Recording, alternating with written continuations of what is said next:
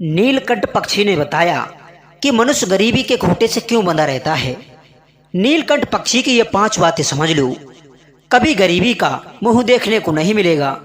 नमस्कार प्रिय दर्शक बंधु, आज हम आपके लिए एक नीलकंठ पक्षी की ज्ञानवर्धक 5 बातें लेकर के आए हैं। ये 5 बातें आपके जीवन में बहुत काम आने वाली हैं। ये 5 बातें यदि आपने अपने जीवन में उतार ली तो आपके जीवन से गरीबी का नाम मिट जाएगा। कहते हैं कि मनुष्य के जीवन में ये 6 कष्ट बड़े ही दुखदायी होते हैं। नंबर 1 पत्नी का वियोग, नंबर 2 अपनों के द्वारा दिया गया अपमान, नंबर 3 कर्ज का ना चुका पाना, नंबर 4 दुष्ट राजा की सेवा करना, नंबर 5 दुष्टों का संग करना और नंबर 6 दरिद्रता। गरीबी मनुष्य का सबसे बड़ा दुख है। कहते हैं कि देहधारियों के लिए गरीबी एक अपमानकारी दुख है, या फिर ऐसा कहिए कि मनुष्यों के लिए गरीबी एक अभिशाप है। आखिर ये गरीबी रूपी अश्राप हमें क्यों भोगना पड़ता है? इन सभी सवालों के जवाब आपको इस वीडियो में मिल जाएंगे। प्रिय दर्शक बंधुओं, किसी जंगल में एक नीलकंठ पक्षी का जोड़ा रहता था। उन दोनों के बीच बड़ा ही प्रेम था। नीलकंठ पक्षी अक्सर दुनियादारी की बातें अपनी पत्नी को सुनाता रहता था। जब भी नीलकंठ की पत्नी का मन नहीं लगता था तो वो अपने पति से कहती थी, हे पिया, आज मुझे अच्छा नहीं लग रहा है, कोई ऐसी कहानी सुनाओ जिसमें मेरा मन लगे और कुछ ज्ञान भी प्राप्त हो। ऐसी कहानी सुनाओ जिससे दुनिया के लोग कुछ शिक्षा प्राप्त कर सकें, क्योंकि ज्ञानी का धर्म है कि वो अपने ज्ञान से लोगों का भला करे, उनका मार्गदर्शन करे, मुश्किल वक्त से निकलने का उनके लिए रास्ता सुझाए। मेरी दृष्टि में आप बहुत बड़े ज्ञानी हैं। लोग कहते हैं कि आपका दर्शन भी बड़ा शुभ होता है।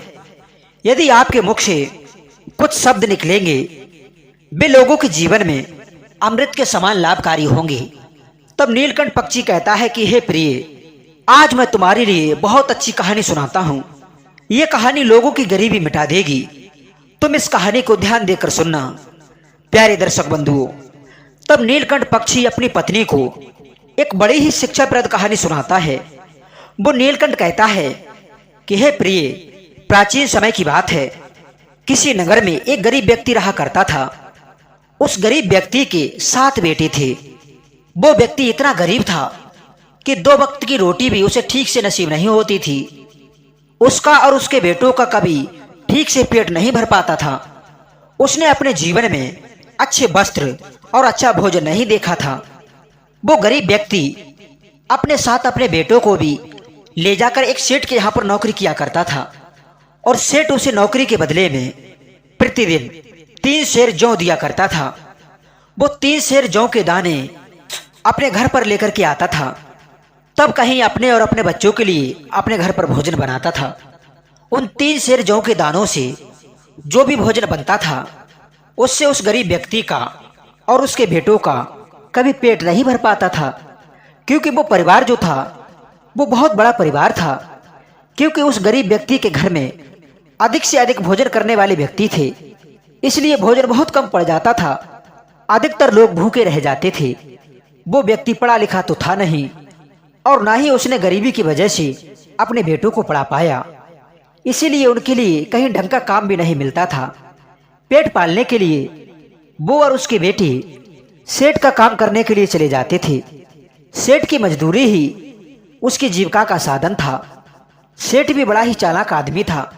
वो जानता था कि इन अनपढ़ गवारों को कोई काम तो देगा नहीं, और ना ही उनके घर की स्थिति इतनी ज्यादा अच्छी है जो ये 10-5 दिन बैठकर खा सके। इसीलिए वो काम के बदले में केवल 3 सेर जौ देकर ही उन्हें बहला दिया करता था। मित्रों, कहते हैं ना कि संसार में आपकी कमजोरी का फायदा उठाने वाले बहुत बैठे हैं। जैसे बिल में रहने वाले मेंढक और छोटे छोटे जीवों को सांप खा जाता है, उसी तरह विरोध ना करने वाले को और कमजोर लोगों को धूर्त और चालाक लोग खा जाते हैं। सेठ उन आदमी को डरा धमका कर रखता था, इसलिए वो व्यक्ति डर की वजह से सेठ के यहाँ जो काम धंधा करता था उस काम धंधे के लिए छोड़ नहीं पाता था। दिन भर काम करने के बाद भी उनका कभी ठीक से पेट नहीं भर पाता था। एक समय की बात है, वो गरीब व्यक्ति शाम के समय अपने घर अपने चूल्हे में एक लकड़ी जला रहा था। वो भोजन बनाने की तैयारी कर रहा था। तब तक वह क्या देखता है कि पड़ोस में रहने वाली एक बूढ़ी माँ उसके पास में आती है और आकर के बूढ़ी माँ कहती है, अरे भाई, तुम रोज इसी तरह से साहूकार के यहाँ काम करने के बाद जब घर आते हो और शाम को आने के बाद में तुम अपने लिए भोजन बनाते हो, तब कहीं जाकर तुम खाते हो और सुबह को फिर जल्दी सेठ के काम पर चले जाते हो। तुम एक काम क्यों नहीं करते? तुम्हारे 7 बेटे हैं, तुम इनमें से अपने एक बड़े बेटे का विवाह क्यों नहीं कर लेते? तुम्हारे घर में जब बहू आ जाएगी तो तुम्हारे लिए काफी सुविधाएं हो जाएंगी। वो आपके लिए भोजन बना दिया करेगी, आपके कपड़े धोकर के दे दिया करेगी। काम से आने के बाद में तुम्हारे लिए घर पर कोई काम नहीं करना पड़ेगा। तब नीलकंठ कहता है, हे प्रिय, ध्यान से सुनो। उस बुढ़िया को नहीं मालूम था कि उसके बड़े बेटे का विवाह पहले ही हो चुका है। उस गरीब आदमी ने बताया कि हे बूढ़ी माँ, मेरे बड़े लड़के का विवाह तो हो चुका है और उसकी बहू इस समय अपने मायके में रहती है। तब बुढ़िया कहती है, तो तुमने भोजन बनाने के लिए अपनी बहू को बुलाया क्यों नहीं? उसने जवाब दिया कि बूढ़ी माँ, आप तो सब कुछ देख रही हैं कि हमारे घर की हालत क्या है। ना तो बारिश से बचने के लिए छत है, ना लेटने बैठने के लिए कोई चारपाई। बहू को बुलाकर हम उनसे कहाँ रखेंगे, कहाँ खुद लेटेंगे, कहाँ उसे लिटाएंगे।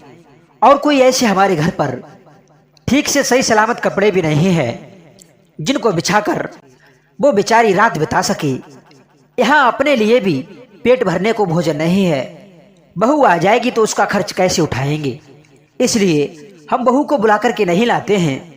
तब वो बूढ़ी औरत पूछती है, अरे भाई, तुम्हारे लड़के की शादी हुई कितने दिन हो चुके हैं?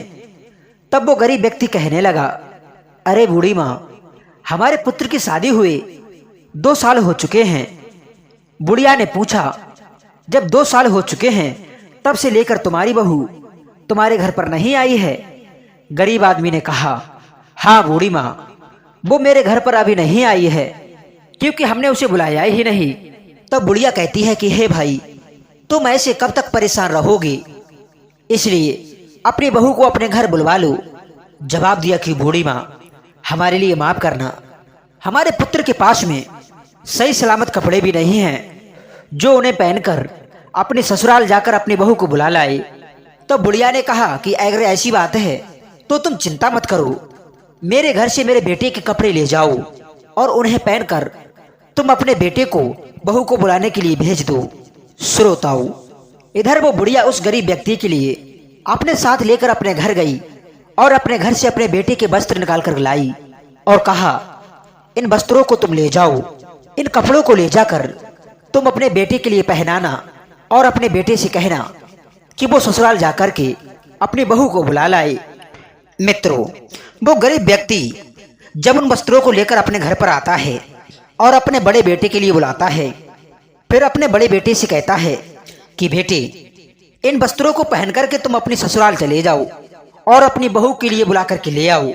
बंधुओं, इधर वस्त्रों को पहन करके वो गरीब आदमी का बेटा अपने ससुराल में पहुंचता है और उसके ससुराल वालों ने जब उसके लिए देखा तो उसका खूब सेवा सत्कार किया, बहुत ही ज्यादा खुशामद की।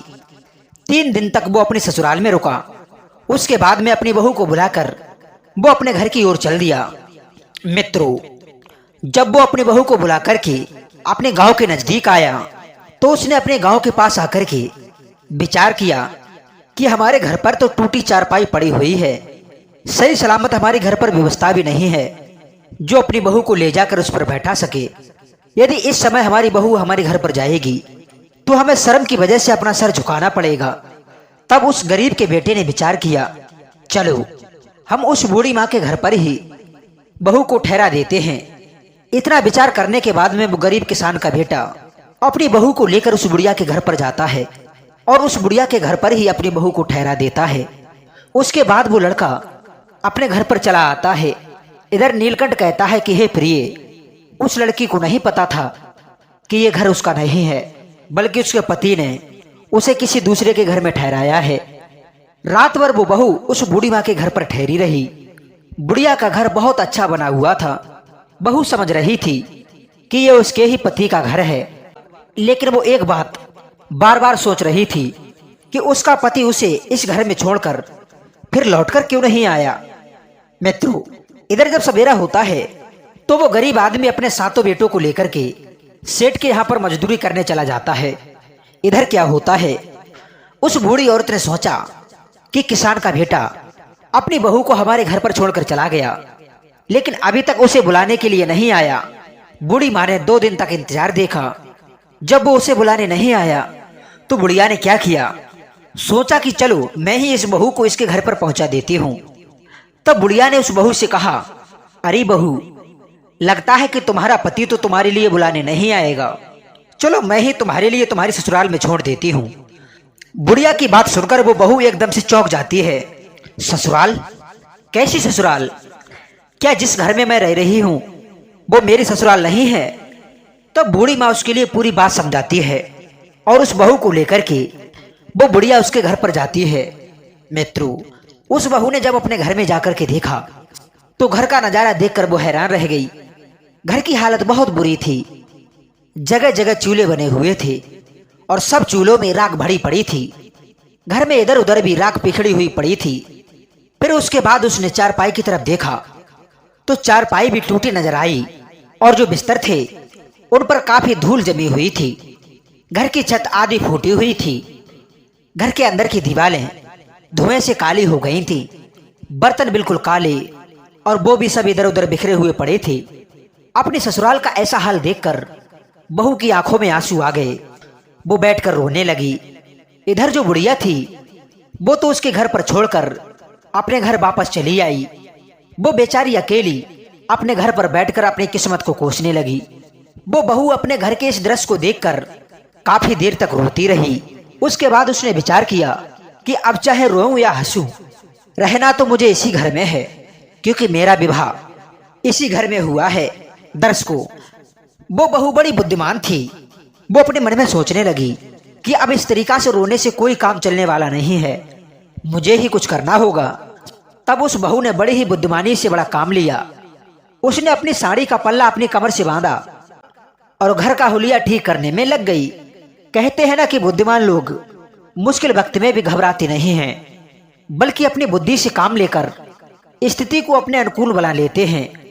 वो बहू वहां से उठती है और जितने भी घर में चूल्हे बने हुए थे उन सभी चूल्हों के लिए एक एक करके फोड़ देती है और उन चूल्हों में से एक चूल्हा छोड़ देती है और घर के सभी बिस्तरों को अच्छी तरह से साफ करती है, उनके लिए झाड़ती है, सारे बर्तनों को धोकर एक जगह रखती है।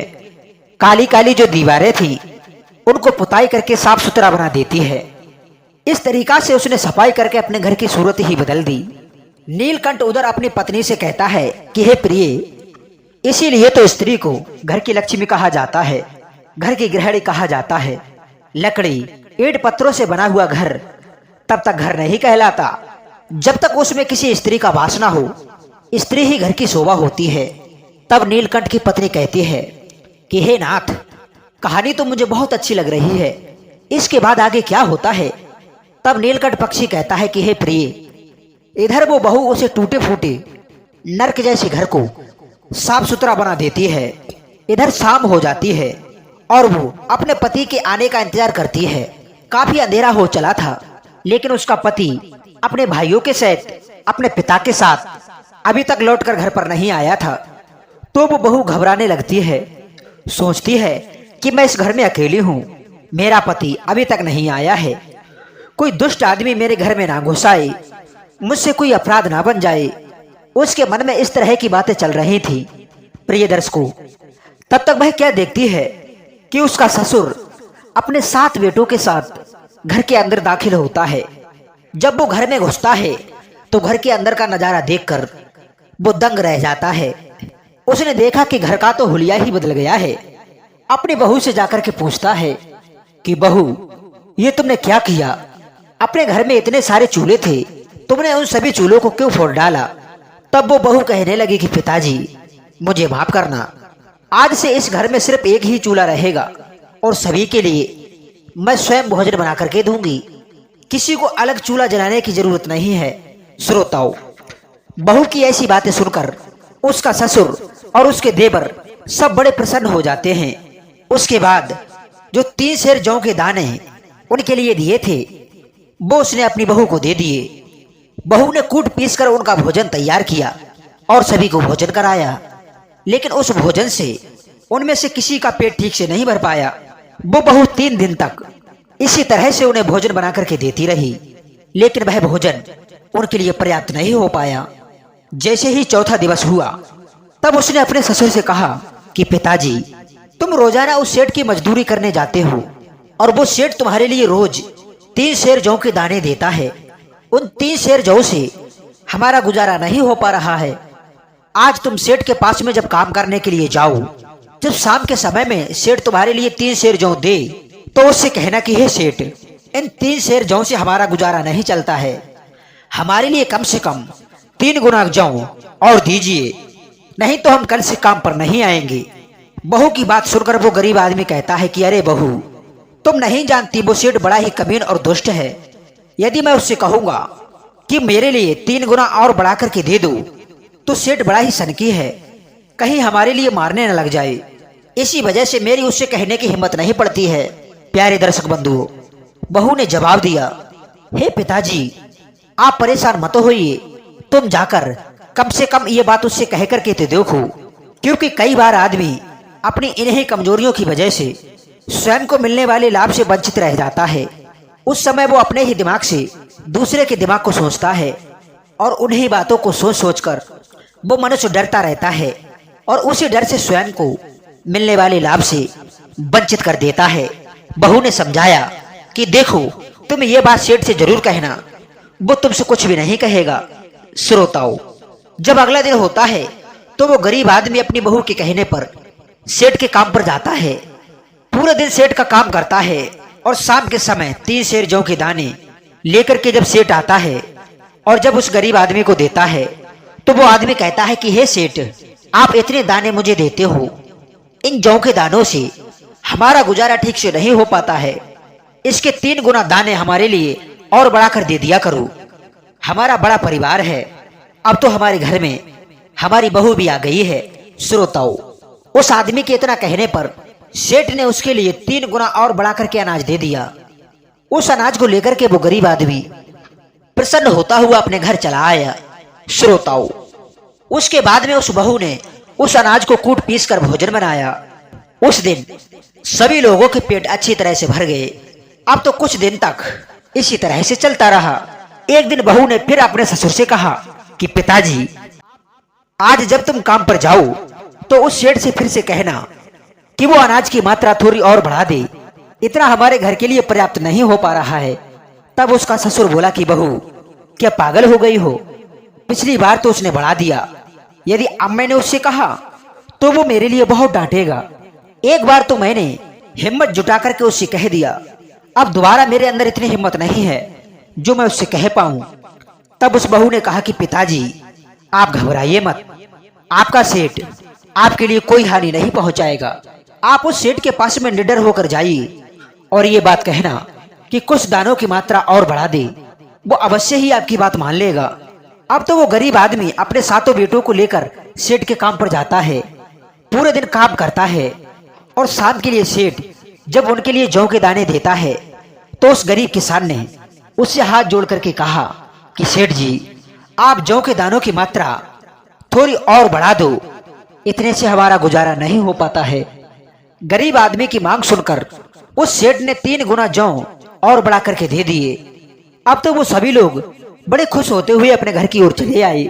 मित्रों, इस प्रकार से वो बहू उस अनाज में से 3 सेर जौ रोजाना बचा करके रख लेती थी। धीरे धीरे कई दिन व्यतीत हो गए। उसने अनाज बचा बचा कर काफी अनाज इकट्ठा कर लिया और एक दिन अपने ससुर से बोली कि पिताजी, इस तरीका से यदि आप मजदूरी करते रहे तो हम अपनी जिंदगी में कुछ नहीं कर पाएंगे। मनुष्य को उन्नति के लिए अपनी सोच को बदलना चाहिए। जो अपनी सोच को कुएं की मेंढक की तरह रखता है वो कभी तरक्की नहीं कर पाता है, उसका जीवन दूसरों की गुलामी करने में निकल जाता है। छोटी सोच मनुष्य को गरीबी के दलदल से बाहर नहीं निकलने देती। जब आदमी बड़ा सोचता है तभी वो बड़ा बन पाता है। समय के साथ साथ मनुष्य को बदलते रहना चाहिए और सोचते रहना चाहिए। गरीब आदमी की बहू ने उससे कहा कि पिताजी, आप कोई स्वयं का धंधा खोल लीजिए। जब हम कोई अपना काम करेंगे तो हमारे लिए उसमें अधिक मुनाफा होगा। अपनी बहू की बात सुनकर वो किसान बोला, अरे बहू, कैसी बातें करती हो? भला हमारे पास में है ही क्या जो हम अपना काम कर सकें? हम तो ढाक के 3 पात हैं। तब बहू कहती है कि पिताजी, मैं रोजाना आप जो जौ लेकर के आते थे उनमें से मैं कुछ जौ बचा करके रख लेती थी। अब हमारे पास में काफी अनाज इकट्ठा हो चुका है। आप उस अनाज को ले जाइए और बाजार में बेचाओ और बाजार में कोई दुकान देख लो और अपनी छोटी सी दुकान रख लो। जब हमारा खुद का काम हो जाएगा तो हमारे लिए अच्छा मुनाफा हो जाएगा। वो गरीब आदमी बोला कि बहू, तुम कहती तो ठीक हो, लेकिन अगर ये बात सेठ को पता चल गई तो वो हमारे लिए बहुत डांटेगा। बहू ने कहा कि पिताजी, आप सेठ के गुलाम नहीं हो, हमारी मर्जी, हम काम करें या ना करें। श्रोताओं, उस गरीब किसान ने वैसा ही किया जैसा उसकी बहू ने बताया। उसने उस दिन से उस सेठ के काम पर जाना छोड़ दिया और बाजार में एक दुकान देख ली। वो संचित अनाज बेचकर किसान ने अपनी एक दुकान रख ली और धीरे धीरे उसकी दुकान अच्छी तरह से चलने लगी। अब उसकी गुजर बहुत अच्छे से होने लगी। शाम को जब वो दुकान से लौटकर अपने घर आता था और अपने परिवार के साथ में बैठकर प्रेम से जब भोजन करता था, तो एक दिन बहू ने फिर उसके लिए एक अकल बताई कि पिताजी, जब भी आप घर पर आया करो तो कुछ ना कुछ लेकर के आया करो। यदि कुछ ना मिले तो तुम्हें रास्ते में जो कुछ मिल जाए उसे ही उठाकर ले आया करो। ऐसा करने से घर में धन की वृद्धि होती है और आदमी की घर जोड़ने की आदत बन जाती है। आज से घर पर जब भी आओगे तो खाली हाथ नहीं आओगे। श्रोताओं, ससुर ने जवाब दिया, ठीक है बहू, हम आज से ऐसा ही करेंगे। श्रोताओं, इधर अगला दिन हुआ। वो किसान अपनी दुकान पर पहुंचा। अपने 7 बेटों के साथ पूरे दिन दुकान पर रहता है और शाम को जब घर पर आता है, जब भी वो घर की ओर आता था तो कुछ न कुछ लेकर के आता था। चाहे रास्ते में उसे एक कागज ही पड़ा मिल जाता, वो उसे ही उठा लाता था। बहू उस चीज को ठीक से कोने में संभाल कर रख देती थी। श्रोताओं, इधर वो नीलकंठ बोला, हे नीलकंठनी, ध्यान से सुनते रहना, आगे की कहानी बहुत रोचक है। इस तरह से कुछ दिनों तक ऐसा ही चलता रहा। एक दिन क्या होता है, उसका ससुर जब दुकान से लौटकर घर की ओर आ रहा था तो उसे घर पे ले जाने के लिए कुछ भी नहीं मिला। तो वो किसान सोचने लगा कि यदि मैं खाली हाथ घर पर गया तो बहू मुझसे पूछेगी तो मैं क्या जवाब दूंगा, तब वो हम पर बहुत नाराज होगी।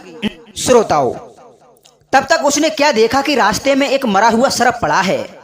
वो गरीब किसान उस सर्प के पास में गया और सोचने लगा, ये तो मरा हुआ सर्प है, क्यों ना मैं आज इसको ही घर पर ले जाऊं। उसके बाद में वो किसान उस मरे हुए सांप को एक लकड़ी पर उठाता है और अपने घर पर ले आता है। इधर जब उसकी बहू देखती है कि उसका ससुर एक मरे हुए सर्प को घर में लाया है, तो वो कहती है कि अरे पिताजी, आज आप ये क्या ले आए? ये तो सर्प है, ये कोई घर में लाने की चीज थोड़ी ही है। जवाब दिया कि हे बहू, आपने ही तो कहा था कि कुछ ना कुछ लेकर के आया करो, खाली हाथ मत आया करो। आज मुझे कोई वस्तु नहीं मिली, केवल ये मरा हुआ सर्प ही मिला था, सो मैं इसे उठा लाया। इसमें मेरी क्या गलती है? बहू बोली, कोई बात नहीं, ले जाओ, इसे छत के ऊपर फेंक दो। श्रोताओं, उस बहू ने उस मरे हुए सर्प को अपनी छत के ऊपर फेंकवा दिया। इधर क्या हुआ, एक दिन उसी शहर के राजा की रानी का एक हीरो का हार एक चील लेकर आकाश में उड़ गई और वो चील उस हार को लेकर के उस बहू की छत के ऊपर से गुजरी। चील की नजर छत पे पड़े हुए सर्प पर पड़ी तो चील जो हीरो का हार लेकर के आई थी, वो हार तो उसने उस छत पर ही छोड़ दिया और उस मरे हुए सर्प को उठा करके ले गई। दर्शक बंधुओं, इधर अगले दिन वो बहू अपने कपड़े सुखाने के लिए छत पर पहुंची तो उसकी नजर उस हार पर पड़ती है, तो वह उस हार को उठा लाती है और उस कीमती हीरे के हार को देखकर बहू बड़ी ही प्रसन्न होती है। उसने वो हार अपने संदूक में छुपा कर रख दिया। दर्शक बंधुओं, इधर क्या होता है, पूरे नगर में ये बात फैल गई कि रानी का हार चील लेकर के उड़ गई है। राजा ने पूरे नगर में घोषणा करवा दी और अपने सैनिकों को चारों दिशाओं में भेज दिया। पता करो कि वो चील उस हार को लेकर के कहाँ गई है। वो हार जिस व्यक्ति को मिल जाए वो तुरंत ही राज दरबार में पहुंचा दे। वो हार हमारी रानी का है। जो कोई व्यक्ति उस हार को पहुंचाएगा उसे हम बहुत सारा इनाम देंगे। श्रोताओं, सारे शहर के लोग उस हार को तलाशने में जुट गए। इधर वो बात जब उस बहू को मालूम हुई कि रानी का हार बताने वाले या पहुंचाने वाले को राजा साहब मुंह मांगा इनाम देंगे, लेकिन दर्शकों, वो राजा कई दिनों तक इंतजार करता रहा कि कोई उस हीरे के हार को लेकर के आएगा, लेकिन अभी तक किसी ने हार नहीं पहुंचाया। अब तो राजा के लिए गुस्सा आने लगी। राजा अपने सैनिकों से और मंत्रियों से कहता है, जल्दी से पूरे नगर में ये खबर फैला दो कि वो हार अभी तक कोई लेकर के नहीं आया है। यदि वो हार किसी को मिल गया हो और यदि किसी के घर में रखा पाया गया तो राजा उसके लिए कठोर दंड देंगे। श्रोताओं, ये खबर जब उस बहू को पता चलती है तो उसका ससुर कहता है कि बहू, राजा का हार चोरी हो गया है। पहले तो राजा ने हार देने वाले को इनाम देने की घोषणा की थी, लेकिन अब राजा ने कहलवाया है कि जिसके पास में हार होगा उसे कठोर दंड दिया जाएगा। श्रोताओं, बहू तो जानती थी कि वो हार उसी के पास है, लेकिन उसने अपने ससुर को नहीं बताया।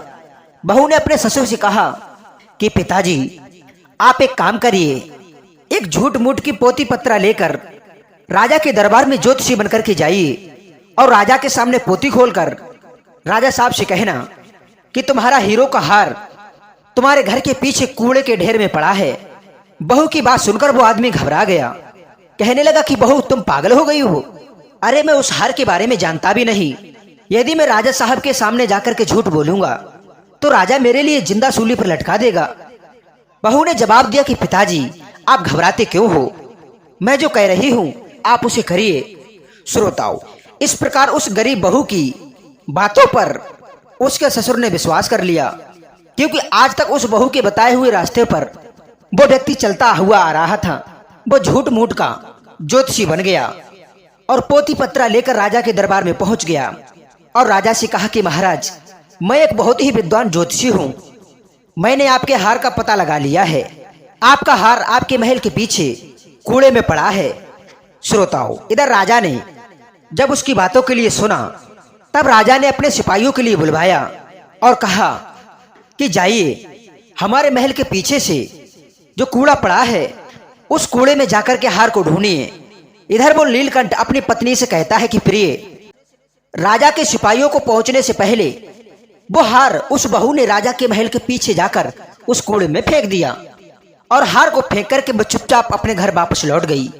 इधर राजा के सिपाही उस हार को ढूंढने के लिए राजा के महल के पीछे गए तो उनके लिए वो हार मिल गया।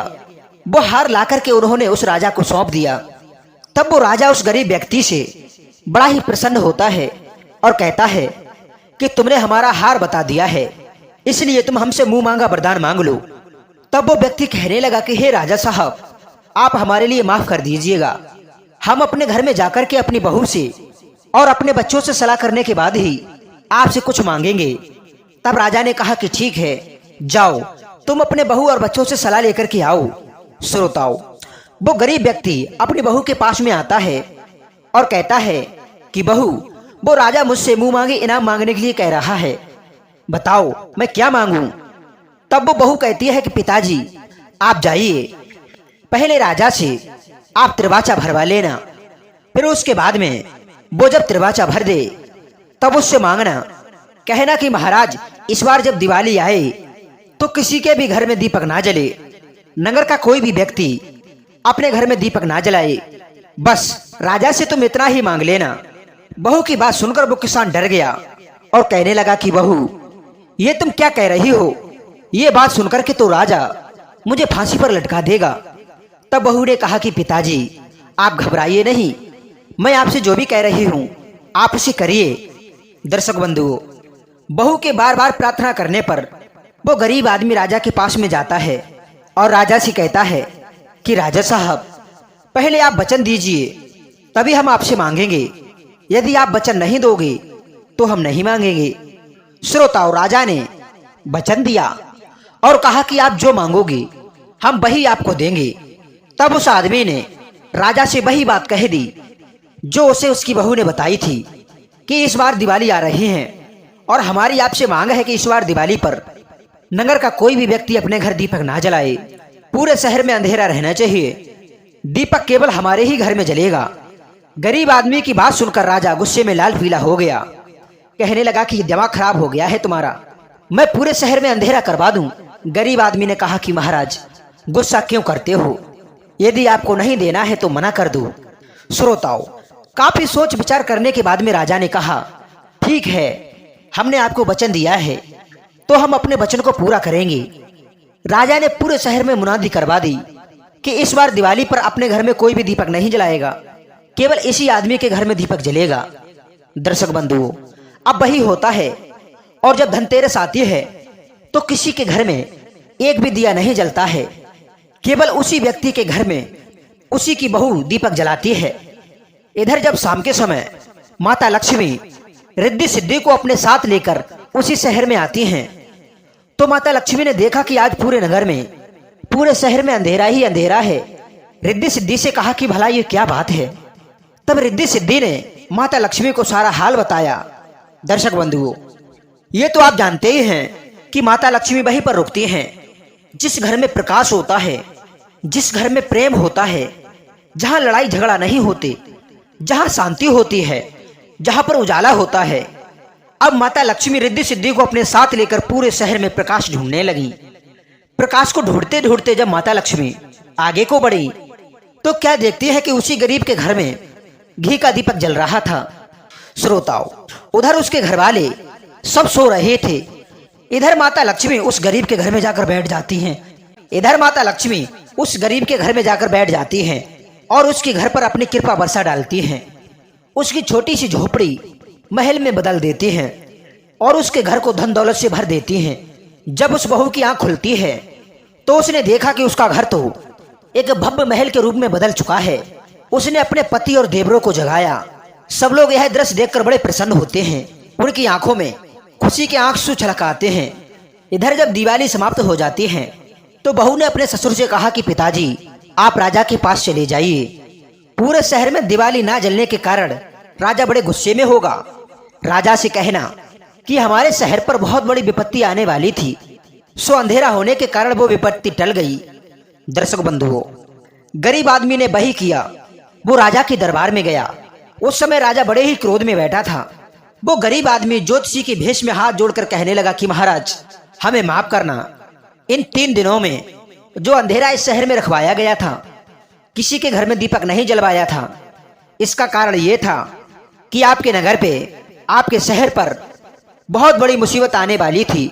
वो मुसीबत अंधेरा होने के कारण नहीं आ पाई, यानी कि अंधेरा होने के कारण वो विपत्ति टल चुकी है।